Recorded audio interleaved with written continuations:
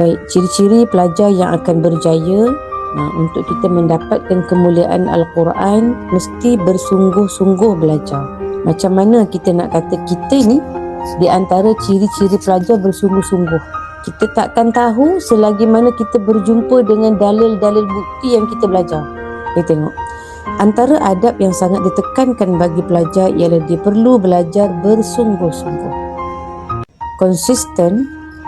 Dengan cara ini setiap waktu yang mampu dikerjakannya. Inilah kita ni konsisten bersungguh-sungguh. Setiap malam kita berniat, hari ni hari Isnin, hari ni hari Rabu, okey, nak belajar tajwid hari Selasa, kemudian hari Khamis, kemudian ada kelas lain yang kita belajar. Kita nak istiqamah. Dan sebab apa? Sebab kita tahu dah adab untuk mendapatkan kemuliaan tadi nanti kita menghinakan diri kita untuk menjadi murid kepada guru kita, kan?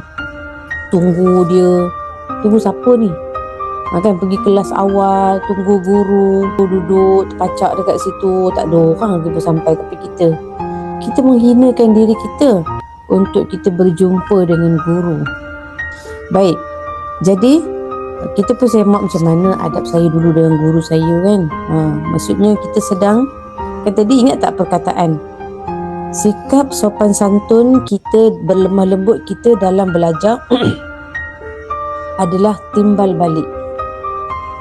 Apa maksud timbal balik? Guru ni kalau dia lemah lembut dengan anak murid dia akan lemah lembut. Guru ni kalau dia keras dengan anak murid dia akan keras juga. Guru ni kalau dia bagi kuliah atau bagi ceramah ke, dia suka mengumpat orang cerita bohong, dan anak murid dia pun buat dia buat style yang sama.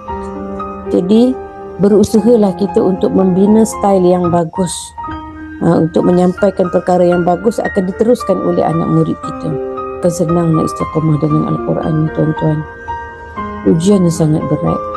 Ada orang baru masuk bekerja, untuk bekerja dengan saya baru 2-3 hari seminggu. Kan ujiannya berat. Kita nak melaksanakan tanggungjawab untuk faham dan belajar itu bukan perkara yang mudah.